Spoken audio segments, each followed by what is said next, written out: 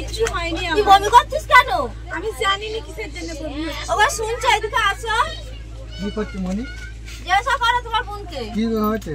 আমি জানি না কি হয়েছে। এই তুই বলবি নাকি চল খাবি? আচ্ছা ঠিক আছে, মেয়ের নাম নিয়ে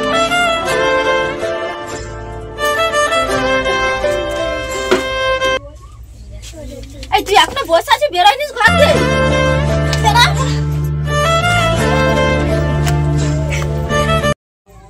মনি কোথা?